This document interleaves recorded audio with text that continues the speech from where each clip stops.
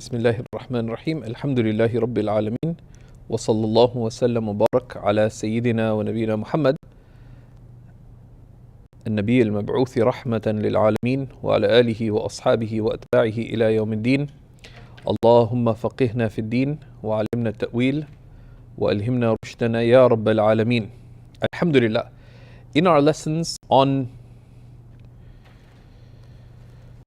Mukhtasar al-Quduri, in the section on transactions, we have, by the grace of Allah subhanahu wa ta'ala and His tremendous mercy, reached the chapter on Sharika, Kitab al-Sharika, on partnerships, we can say corporations. And we saw that, firstly, how many types of partnership are there? Two, which are Sharikat. No. There's two which are Sharikat, Amlak, and Sharikat Uqud, right? There's a partnership in property. Two people bought something together, or they acquired something together, or was gifted to two of them, right? Then you have Sharikat Uqud, where people enter into a partnership, right? And when they enter into a partnership, there's four types of partnerships that are mentioned, which are Sharikat Mufawada, right? Which is a full life partnership. You partner in everything besides personal belongings, right? So you have the same bank accounts, everything you own besides just personal belonging, even the houses, etc. It's all shared property. Then the third is, that's the first, Sharikat Mufawada. And the second is Sharikat Al-Anan or Al-Inan, right? Right? And that's a regular partnership. So let's see what he tells us about regular partnerships.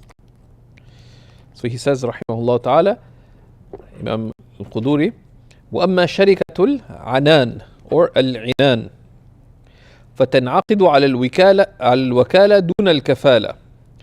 The regular partnership, which is شركة العنان, is a partnership in which each party is a wakil, an agent on behalf of the other, دون الكفالة, but they're not a guarantor for the other party because it's not entailed by it, right? So, because two people are partners, right? So let's say two people enter into a partnership to start an ice cream stand. So they either one person brought the cart and another brought the ice cream equipment, and they mixed the property together, as we described last lesson. Or they said, okay, I'm providing the electro cart worth $500, and you're providing the equipment worth $750. So the partnership is for $1,250. You have, 2/6 of it, 1/3, and you have 2/3, right? So that's one way of, so they enter into that partnership. Now, in transacting, each person is acting on behalf of both people, right? So let's say when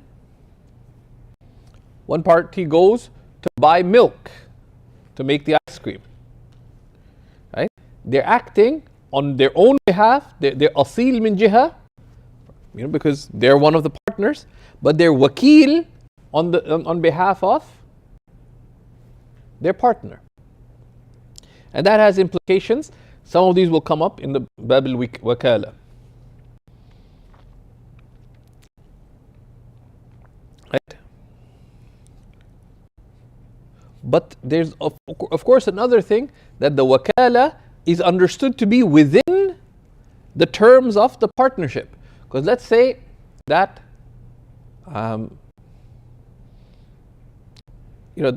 there's Y and Y ice cream, right? The philosopher's choice. So two of the sisters started a Y and Y ice cream. Now, what is the partnership over? It's the thing that relates to ice cream. One person decided to go buy a new pair of glasses, of eyeglasses. Are they acting as an agent on behalf of the other party? No, because this doesn't enter into the wakala, right? But that's why contracts are very important in things like this, right? That what exactly enters into it, and also good that to be clear what doesn't enter into it, right? So, and he says, وَيَصِحُّ التَّفَاضُلُ فِي الْمَالِ, right? It is valid for there to be different levels of wealth that are brought into the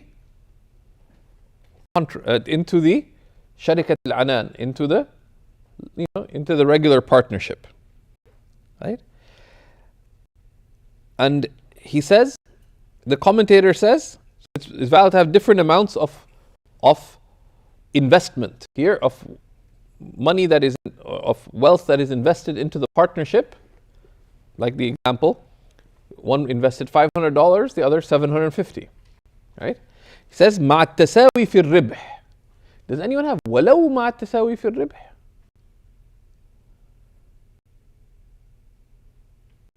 We have مع التساوي في الربح, right? What's understood from that is ولو مع التساوي في الربح, even if they have equal profit, right? Because لأنها أي لأن شركة العنان لا تقتضي المساواة, because the regular partnership does not entail equality, that the level of investment of the two parties can be different even if the return is the same. But underlying it is that there is no يصح التفاضل بين المال والربح, right? It is valid to have differing proportions of investment into the partnership from the two or more partners and how much profit they make, right? Because let's say Y and Y ice cream is a master ice cream maker but doesn't have much money. So she invests $200. Investor, and what is it? 2 over 10? Yeah. 1/5. Yeah, 20%. And each of you are 40% investors. But let's say you guys just want to put in some money, and who wants to make ice cream? Right? So you convince her to make all the ice cream, so she gets 50% of the profits because she's putting in the work, right? You say, well, I'll do some social media advertising. Says, and I'll do some of the purchasing. So you can define, right? So there doesn't need to be, so they can be tafadul between they can be variance between the amount that the partners invest and the ribh, and the profit. Right? ويصح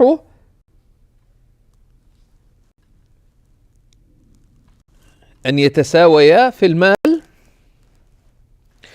Our copy, of course, the N is dangling outside the bracket. It should be in the bracket.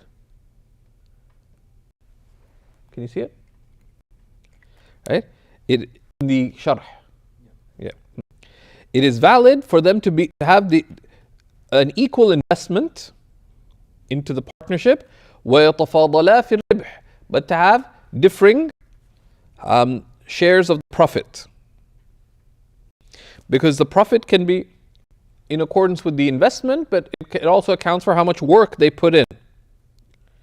And this is the same as mudaraba, which is a work partnership, which we'll see Next. And one could be more expert, right? Or better in their work. Or one could have greater experience, right?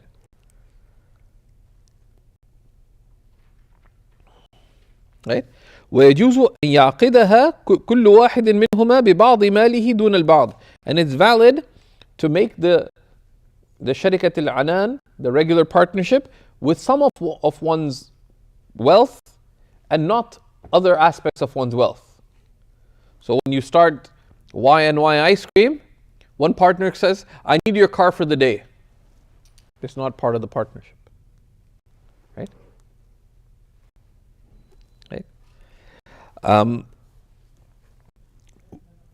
ولا تصح إلا بما بينا في أن المفاوضة تصح به. Right? It is the door open? And it is only valid with the things that the شركة المفاوضة, the full life partnership, is valid in. So that which it is conceivable to be shared, right? So you can't, and we saw what can't be shared, like mahar, or the payment for a crime, etc., because that is a penalty due on the person who's owed it, right?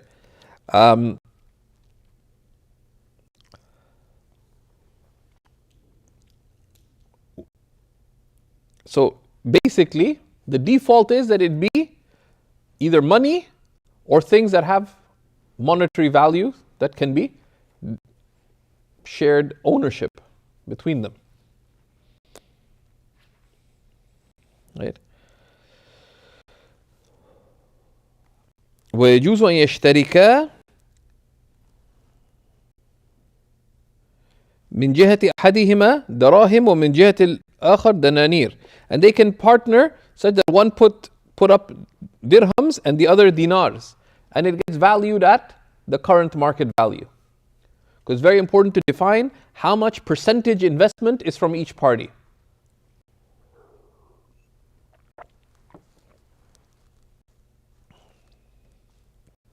And this is detailed in Mufti Taqiy's Islamic Finance Introduction.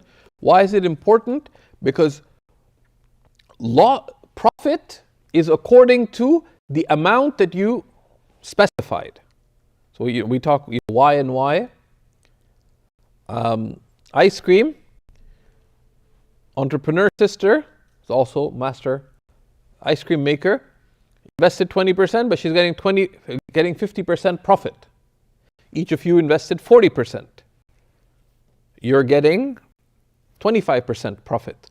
But the loss is in accordance with what? With the amount invested. It's proportionate to the amount invested. So in the event of loss, how will loss take place? Those who invested 20% gets 20% of the loss. Those who invested 40% get 40% of the loss. That's one of the tricky things that investments is different, right? Now, what is the implication of each being an agent on the behalf of the other? وَمَا اشْتَرَاهُ كُلُّ وَاحِدٍ مِّنْهُمَا لِلشَّرِكَةِ طُلِبَ بِثَمَنِهِ دُونَ الْآخَرِ. That whatever one of the partners buys on behalf of the partnership, payment is demanded from them, not from the other party. Because they're acting as an agent on behalf of the company, and there's no kafala. Each one is not a guarantor for the other. Right? So, and we'll see the principles of agency when we come up to it. But why? Because, just even sometimes there's a practical, the underlying legal principle is that the wakil, the agent, is the asl, they're the transacting party, right? So for example, if I asked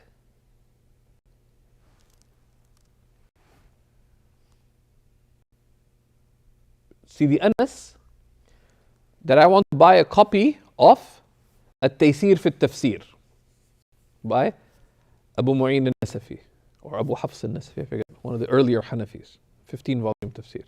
Now, he agreed to be my agent to buy that tafsir. So he goes and buys it from Maktabat, whatever, in Istanbul. Now, is he the buyer or not? Who's the actual buyer? I am. But he is the agent. But who is the transacting party there? The transaction is between Anas and the seller, the bookstore. So let's say the sales take place. Now, if the bookstore calls me for payment, I said, no, ask Anas for payment because he's the transacting party. Only then we'll see what happens. What if the agent does not pay? Then, once established he's refusing to pay, then there's other recourse. Practically, because in a company, in a partnership, for example, imagine if one of the partners is in charge of finances or of purchasing. You buy all the supplies. So you made a sale, now they come and harass the one who's making the ice cream. I demand payment today. You did the purchasing, so the basis is you're responsible for the payment. In the event of you disappearing, then they would have a right to seek it from the other partners, right? For obvious reasons. ثم يرجع على شريكه بحصته منه. And then the one who purchases something on behalf of the partnership, then they would have a right to seek reimbursement from it as per agreement.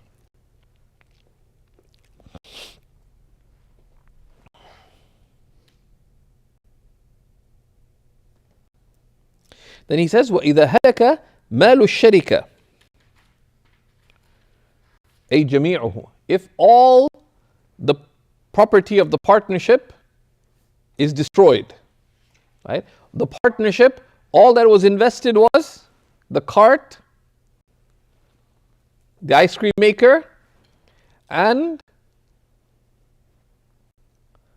some other supplies. There's three things that were invested.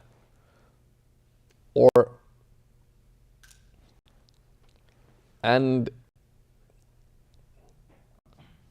a hot dog truck rolled over the ice cream truck and caused it to fall over the hill, and it's destroyed. So what happens? أو أحد المالين قبل أن يشتريا شيئا بطلت الشركة. Or if the two parties had not yet bought anything to constitute their partner, says, okay, I'll put in $750 and I will put in $500, and then or let's say simpler than the money example. Let's say so one person said, I will put up this ice cream truck. The other says, I'll put up this money. Then the ice cream truck blows up. Before they'd made any purchase on behalf of the partnership, then no partnership remains, because what one partner brought in is destroyed. So in this case is بطلت الشركة. The partnership is invalidated. They can renew it, but there's no partnership if both items of property are destroyed, or before they can enter into partnership, if one of them, of course, the difference is that the way I withdrew the thing on money, the money is not specified by specification, right? That let's say you said, I'm going to invest $500 into this thing. So you put $500 on the table, and one of the other sisters was making a lot of dhikr, asking Allah for rizq, and in front of her, she saw $500. She thought it was a miracle, she put it in her pocket and left. Your $500 is gone, but if you said you're putting up $500, money is not specified by specification. So it's not just that 500. There's unless you say, I have no other money. Right? So that's وإن اشترى أحدهما بماله وهلك مال الآخر قبل الشراء فالمشترى بينهما على ما شرطاه. Right? If one of them purchased with their part of the investment, right, before they mixed everything together, and the other party's investment was destroyed before anything was purchased upon mixing their money together or their investment together. So what was purchased by the money of one is between both of them as they had agreed. Right? Because the partnership has begun. Right?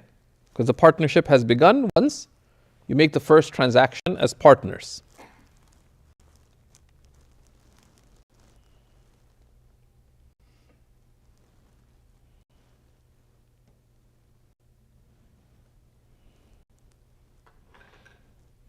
Right? Now just the issue of the specification of profit, you can see in Majalla item 1349. Right? So the profit is in accordance with how much is specified, not in terms of how much work either party does necessarily. ويرجع على شريكه بحصته من ثمنه. So in this case, where one of them was putting up $500 and they purchased supplies for the ice cream truck. The other one was putting up the ice cream maker got destroyed. And so what happens?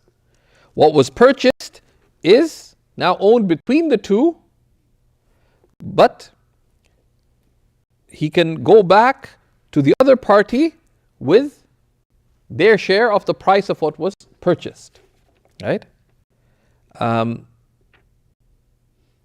Because they are acting on their own behalf with respect to their share of the partnership, and they're an agent on behalf of the other party, so they can demand repayment because what was purchased as part of the partnership.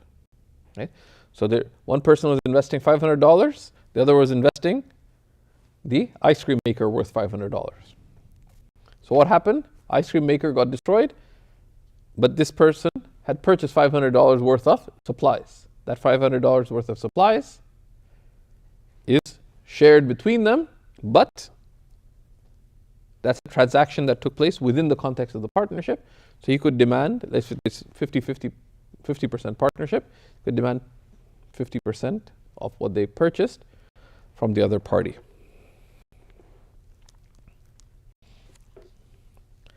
وتجوز الشركة وإن لم يخلطا المالين. The partnership is valid even if they don't actually mix the property. Right? So you agreed to invest $500, you agreed to bring the ice cream maker. Do you have to put the $500 and the ice cream maker next to each other? No. We just agreed that this is the partnership. Yes. And there's an offer and acceptance. Do you agree to enter in the partnership? This is, I accept. Or you've signed the contract.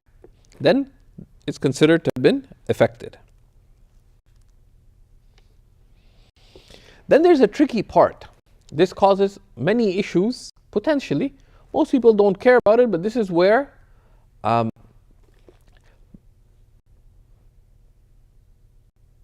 especially in informal arrangements, he says, ولا تصح الشركة إذا اشترطا لأحدهما دراهم مسماه من الربح. The partnership is not valid if they specify a fixed amount of payment for one of them from the profit. Because what do partners make from a partnership? The profit.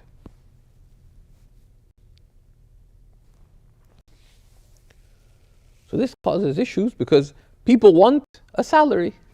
right? So what's the challenge that happens? That let's say two partners, they open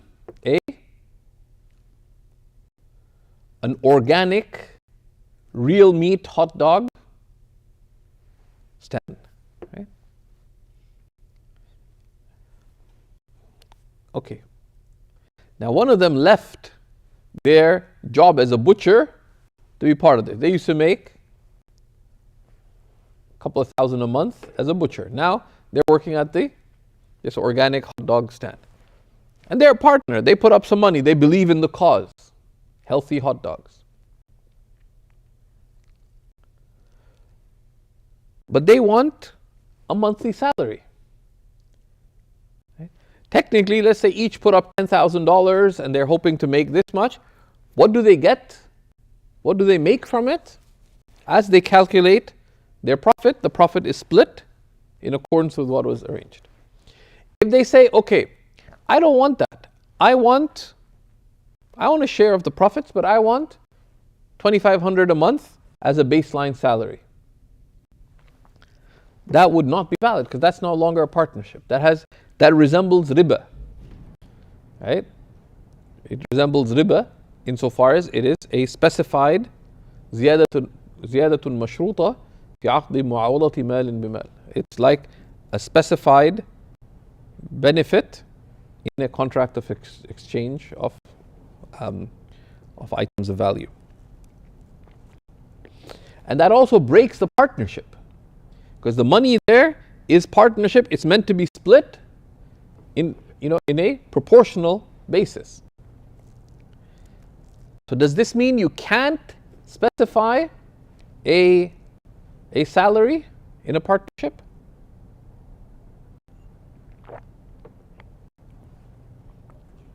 Sorry? No, someone says, I want $5,000 a month, minimum. How would you specify that? No, it's not an expense. It's a quote unquote salary paid to one of the partners. How would you specify that? No. Which wealth? The capital of the partnership is owned 50-50. Like I'm saying I want to dip into the capital at $5,000 a month. Can you do that? You can't.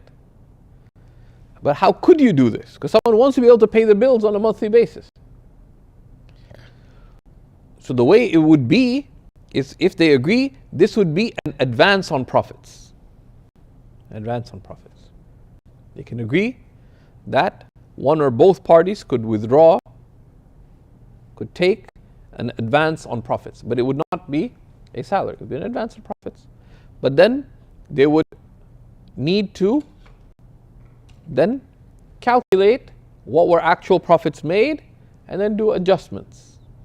And it's best to do so in a manner that would, in an amount that would be less than realistically forecasted profits.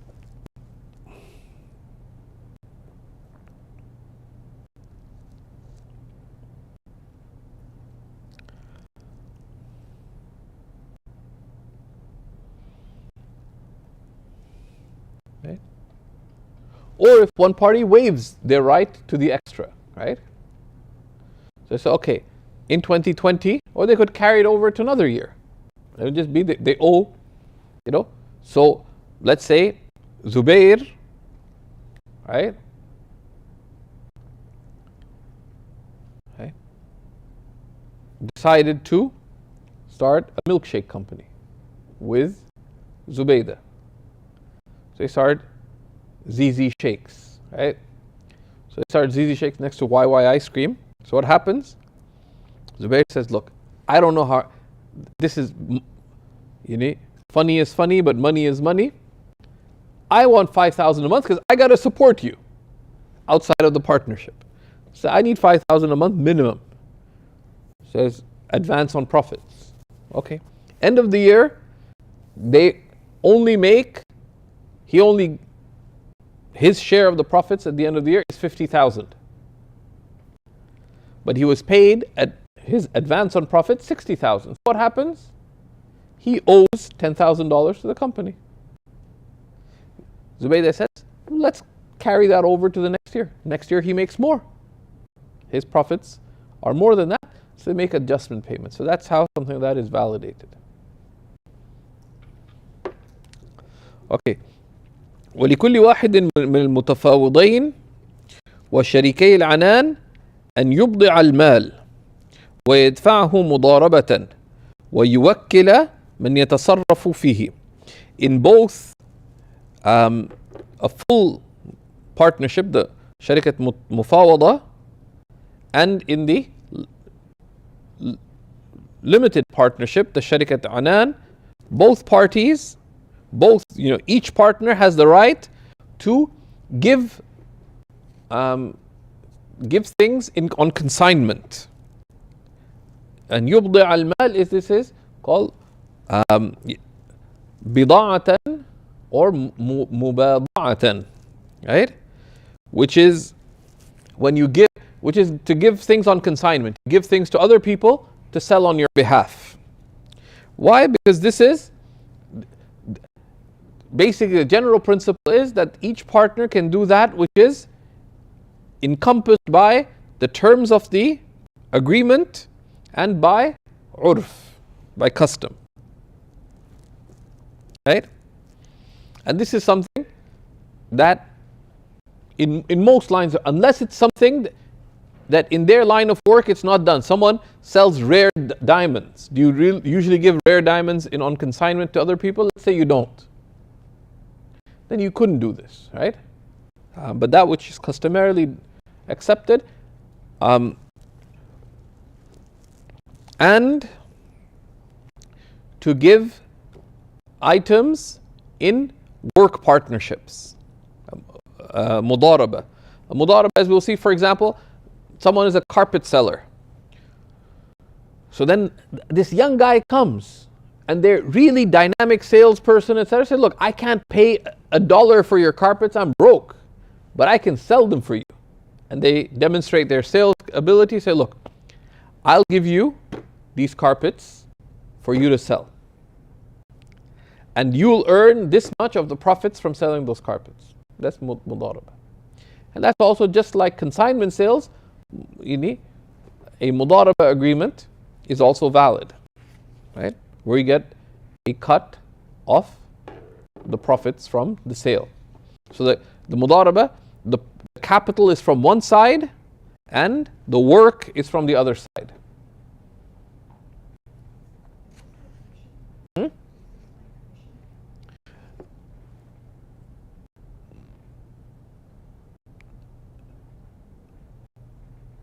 No, because commission can be earned in a whole number of ways, right? So the mudaraba basically is a work partnership where the capital is from one side and the work is from another. Carpet salesman. So there's someone who wants to sell the carpets. Now, you don't want to give there's reasons why. If you give something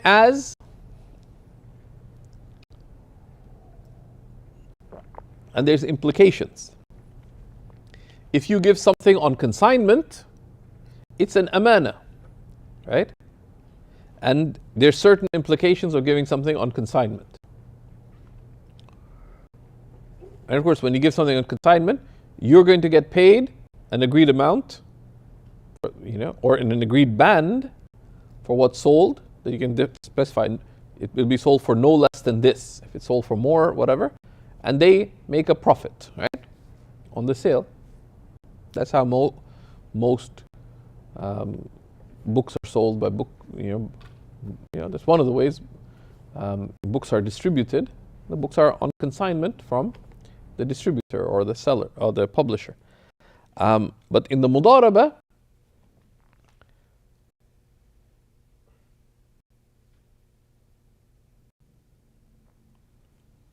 the mudaraba is a type of partnership. But one party puts up the capital, the other party puts the work to sell, for example, and the profit is shared. In a consignment, I just want an agreed upon price. Right? So let's say, I have 1,000 copies of the Spirituality for Warriors book. I sell them, I give them on consignment to you. What do I want for them?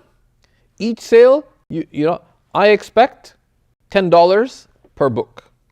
That is, right? So, or we can, or minimum $10. You could agree if you sell it for more, whatever, but that's consignment. In the mudaraba, it's an investment, and we'll see how it's different when we come to it, right? So it's a work investment. The reason it's mentioned here, that this is something customarily done, particularly in some lines of work. وَيُوَكِّلْ مَنْ يَتَصَرَّفْ فِيهِ. And you can also appoint someone as an agent to do certain work, right? You want to go buy organic, you want to go buy raw milk. Let's say it becomes legal in Canada. Now you don't want to go all the way to a farm, right? So you appoint an agent to go do the purchase on your behalf. So you can appoint an agent because that's customarily done, right? And they earn for that, right?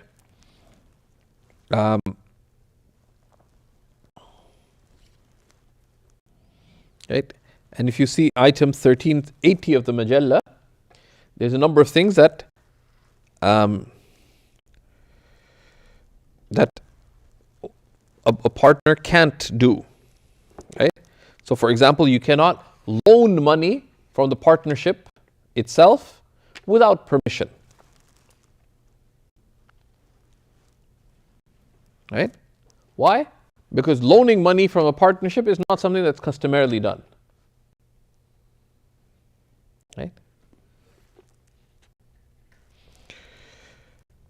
And he says, وَيَدُهُ فِي الْمَالِ يَدُ أَمَانَةٍ. And a partner transacts with the property with the capital of the partnership as an amana, as a trust. So if they're doing something with it and it's destroyed, then they don't have to compensate for it unless there was ta'addi or taqsir, unless there was, unless there was transgression or remissness, right? So for example, they're just using the ice cream maker and suddenly it blew up. No obvious discernible reason, but there's many signs. I worked for a while in an English publishing house that failed after 2 books, maybe 3 were published. Spectacular failure. Bifadlillahi ta'ala. Sometimes failures are the best things that happen in your life. There's many signs along the way that I shouldn't do this. I was told by one of the female scholars, I asked her for dua that I succeed. She refused to make dua. She said, my advice would be, stay focused for as long as you can on knowledge and keep away from worldly pursuits for as long as you're able to do so. Like, I just asked you for dua. You didn't make dua for me. And then I blew up 3 fax machines. And those days you needed fax machines, like the year 2000. For international transactions, you need fax machine. How I managed to plug in 3 fax machines and blow each one of them up, because we got fax machines, 2 from the US, 1 from the UK, plugged them in to Jordanian socket, blew it up. Did it again. 3rd one came, it was amazing, right? That's considered taqsir, right? That you get a foreign fax machine. The first one could be considered an excuse. Second, not. The third, like I was a qadi, I would punish the person a little extra for being a public nuisance. We ended up actually making money by selling one of them, because we sent them for repair. We got it for $75, $80. Fax machines were kind of going out at the time. Now, in any properly structured economy, or marketplace, no one should do a service for you without telling you how much it costs. Islamically, it's haram. We made that very clear. Okay, we're giving, just check what needs to be repaired, tell us how much it will be, and then we'll see if you want it repaired. 3 days later, they call, your fax machine has been fixed. You can come and pick it up. So we didn't want it fixed. So you gave it to us. And we put this in writing. Said it'll be 225 dinar, which is like $300.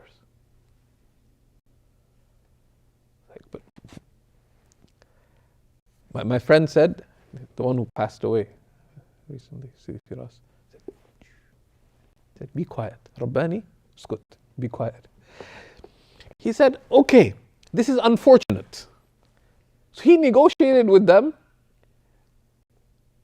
for like $180 or $200. They paid to just take the fax machine. So fax machine is broken. So it covered at least the cost of 2 of the fax machines was covered by the guy who repaired it, keeping it. Apparently fax machines were a lot more expensive in Jordan. Anyways, so unless there was ta'addi, transgression, you plugged it into the something like that, it was not properly guarding something. From that is, for example, if you had a company laptop, you left it on the ground. That's one of the things that you have to be very careful about, right? That when it comes to rules of just amana, but also at an existential level, our own property is, in a metaphysical sense, it's an amana from Allah subhanahu wa ta'ala, right? So if you leave your phone on the ground and someone steps on it, it's your property in a worldly sense. Nobody has to compensate you for it, but you did not fulfill the haqq al-amana of this being from Allah subhanahu wa ta'ala, right? Right? Even though it's your property, right? You left the toothpaste open and it dried up when you came back from vacation because you left it open. It's your toothpaste, but that's taqseer with respect to the amana from Allah subhanahu wa ta'ala. If you regularly have food that spoils in the fridge, that's also taqseer fil amana. You don't have to compensate any other person, but you're answerable. لَتُسْأَلُنَّ يَوْمَئِذٍ عَنِ النَّعِيمِ. You'll be asked on that day about your blessings. They're an amana with Allah subhanahu wa ta'ala. This is a separate thing. Okay. Another type of partnership is called وَأَمَّا شَرِكَةُ الصَّنَائِعِ. Right? This is a trade partnership. Right? So people, this is like lawyers working together. Right? Now you can set things up in different ways. Right? One thing is lawyers could actually enter into a partnership where they have co-ownership, etc. You want to see examples of partnerships. Lawyers and especially do this. Right? They actually make a firm together. Right? And there's actual joint ownership, and you have associates and junior partners and senior partners or full partners, and different people get different shares and they divvy up profits and so on. But there's of course messy things in there, like how they're paid and so on. That's a separate matter. But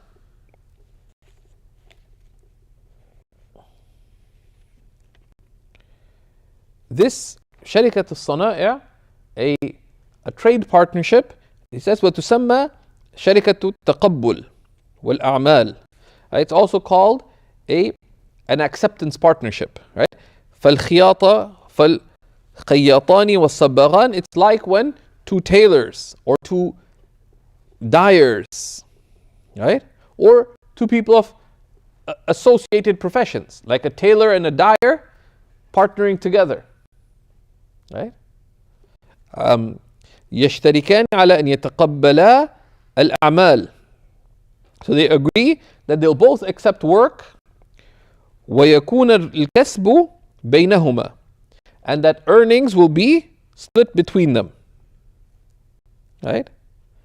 You can see a nice discussion of this on item 1385 of the Majalla.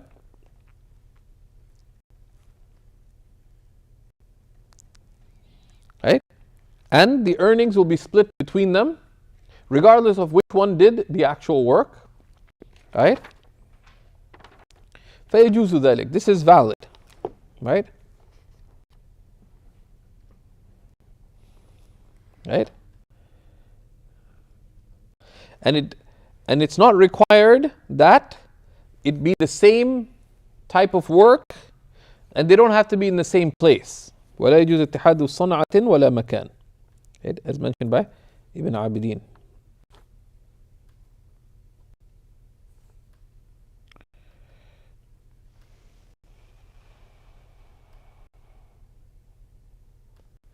And how is it split? According to how they agree. Right? ويقسم الربح على الوجه الذي شرطه. Item 1390 of the Majalla. And the profits are split according to how they agreed. And the purpose of this, for example, there's a senior tailor, there's a young apprentice tailor. So the senior tailor takes on young tailors, to be as partners, right? Because he trades on the basis of his name. So you have, Khan Saab and Associates. Because everyone knows the legendary Khan Saab, also known as Topi Wala, right? So he makes topis. So everybody goes to you, but you can't make all the topis, people ask. So you have other people. But just the way things work out, you turn it into a partnership, right? They get a share of profits, according to however you divide it up. وما يتقبله كل واحد منهما من العمل يلزمه ويلزم شريكه. And any work that one of the partners in a trade partnership accepts is due upon them and due upon their partners, right? So if Hamza Sahab and Associates agreed to make 250 fuchsia colored topis in 14 days for an agreed upon price and so on, right? But then Hamza Sahab decided to go on a 20-day spiritual detox. The associate said, we didn't agree to that. No. But if you are partners, then they have to do it. They'd be bound to fulfill the contract, right? فإن عمل أحدهما دون الآخر فالكسب بينهما نصفين, right? If one of them does the work and not the other, then the earnings are divided in half, meaning are divided as agreed upon, right? Yeah. Right? As the commentary makes clear.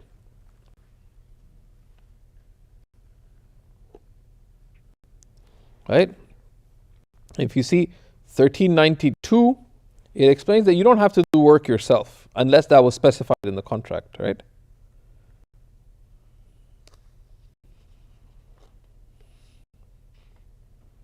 Right?